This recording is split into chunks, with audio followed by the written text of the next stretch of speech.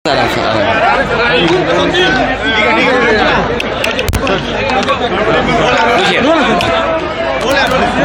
के मजवा उपचुनाव में सर आए हैं, आज जो है जनता को संबोधित किए, क्या कहना चाहेंगे? देखिए इतने और जब मेरा एडमिनिस्ट्रेशन और तमाम जो सहयोग मिलना चाहिए था, जो ज़मीन पर आपसे बेहतर कौन जानेगा कि सरकार जब जनता में हार गई तो प्रशासन को आगे कर रही है, जबकि उन्हें अपनी उपलब्धियां बतानी चाहिए कि जब दिल्ली और लखनऊ की सरकारों ने क्या किया है। लेकिन आजकल दोनों इंजन टकरा रहे हैं, न केवल इंजन टकरा रहे हैं, उनके नारे भी टकरा रहे हैं।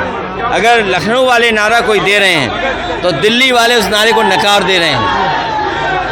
वही बुनियादी बातें, खाद उपलब्ध नहीं है, किसान की आय दोगुनी नहीं हुई, महंगाई बढ़ी हुई है। इन्होंने हार के डर की वजह से जो अपना इनका इंटरनल सर्वे है और लोगों की चर्चा जब हुई और उसकी भनक पड़ गई कि लोग इन्हें वोट डालेंगे इनके खिलाफ, तो इन्होंने चुनाव की तारीख बदल दी। तारीख बदलने का कारण क्या हो सकता है? अपना हार की डर की वजह से इन्होंने चुनाव की तारीख बदल दी। मिर्जापुर में सर आप मटन युद्ध का जो अभी मंच से देखिए, वैसे तमाम युद्ध हमने देखे और सुने हैं, लेकिन ये तो अजीब और गरीब मटन युद्ध देखा यहाँ पर। और उसमें तो ये लगता है ये लूट का बंटवारे का झगड़ा था।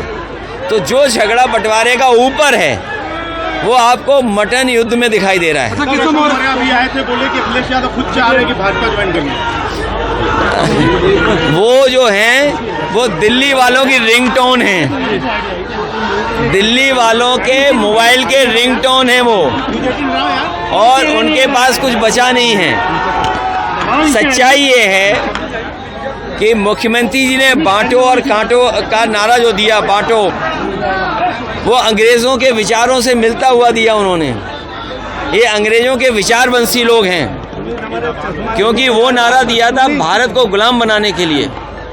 और जब इनको लग रहा है कि इनकी उपलब्धियां जनता के बीच में नहीं पहुंची हैं, इसलिए इस तरह के नारे दे रहे हैं। जो इस तरह का नारा दे रहे हो, शायद लोकतंत्र के इतिहास में इससे नेगेटिव नारा कोई नहीं हो सकता। इनके लोग ही किनारे हो गए हैं, इनके जो सहयोगी दल थे वो बटों से किनारे हो गए। नहीं, अभी तक तो ये बटोगे कटोगे दूसरों को बता रहे थे, ये खुद ही बट गए हैं उस नारे को लेकर के। न केवल नारे में बटे हैं, बल्कि इनके बहुत सारे सहयोगी साथी भी अंदर ही अंदर इनके खिलाफ सुरंग खोद रहे हैं। कल अखिलेश वोरा ने बड़ी बात कर दी थी कि अखिलेश यादव कोशिश कर रहे हैं बीजेपी के लिए। हमने कहा है कि जेपी नड्डा से संपर्क करें और उनके लिए एक माफिया क्या वो शर्तें रख दी हैं, कह रहे कि हमारी ये शर्तें हैं। मैं ये कहता हूँ उनको आईना देख के आना चाहिए।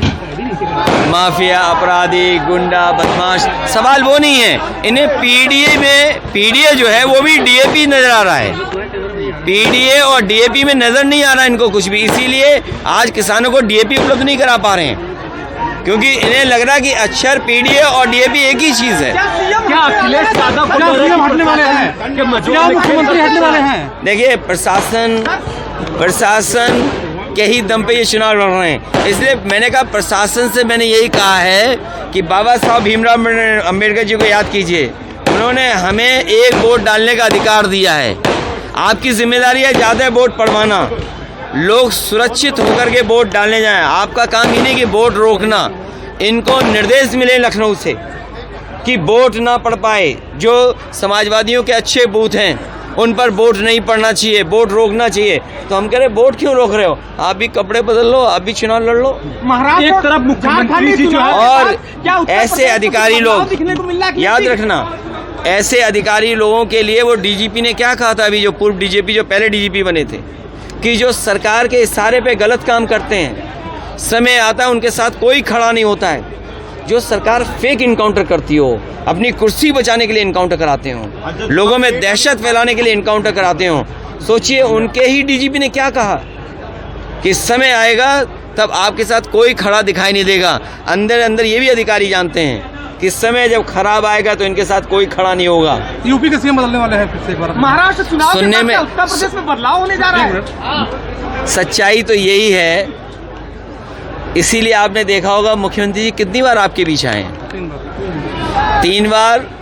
और डिप्टी सीएम, मंत्री, विधायक, सांसद, न जाने कौन कौन आ रहे हैं। वो इसी घबराहट में हैं कि अगर परिणाम अच्छा नहीं हुआ बाई इलेक्शन का, तो जिस तरीके से परिवर्तन बीजेपी करती है उसी तरह परिवर्तन यहाँ हो जाएगा। देखा घपला लग रहा है क्या कि 9 सीटों पे घपला कर सकती है बीजेपी?